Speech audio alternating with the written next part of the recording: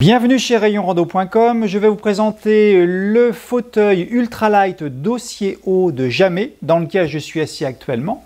Alors il s'appelle dossier haut parce qu'il existe une version fauteuil ultralight, beaucoup plus petite comme vous le voyez. Alors la différence entre les deux, c'est qu'il y en a un qui évidemment est plus grand, plus haute assise, plus confortable. L'autre est certes plus petit, mais vous retrouvez une autre différence ici, c'est l'encombrement et le poids. Moins de 1 kg, moins de 2 kg. Donc presque le double en encombrement, pas tout à fait quand même. Presque le double en poids. Donc pour moi, la version petite, intéressante pour la rando vélo, parce que ça va tenir dans la sacoche. Donc c'est facile à transporter. Et la version grande, plutôt pour un usage van camping-car. Sachant que dans les deux cas, c'est facile à monter. Donc on peut facilement les transporter, les plier, les déplier. D'ailleurs, je vais vous faire la démonstration. Donc on est sur des structures qui sont à la fois souples et costauds. Donc c'est confortable et c'est rassurant.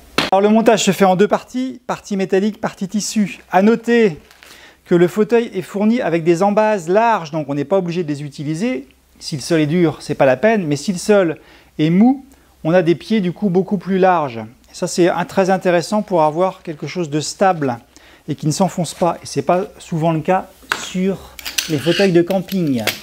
Ensuite, donc on a la partie métallique à monter. Donc on est sur de la structure alu, mais c'est de l'alu costaud. C'est pas de la de l'armature de tente. Donc ça se monte tout facilement, hein. Il suffit d'emboîter les brins. Hop, il m'en reste un à mettre, voilà. Voilà, donc là j'ai ma base et ensuite je viens ajuster mon assise. Alors mon assise, on a des manchons dans lesquels on va enfoncer les différents brins. Alors, donc je commence par celui-ci.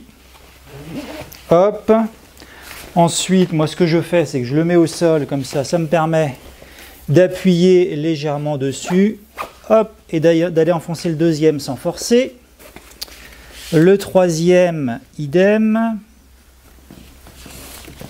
Hop. Et le quatrième, c'est pareil. Je retourne pour pouvoir appuyer dessus.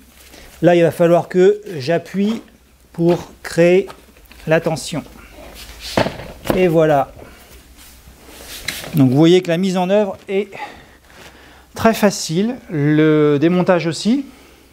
On a une bonne assise avec un appuie-tête. Alors Inès me fait remarquer qu'il ne manque qu'un porte-gobelet, effectivement.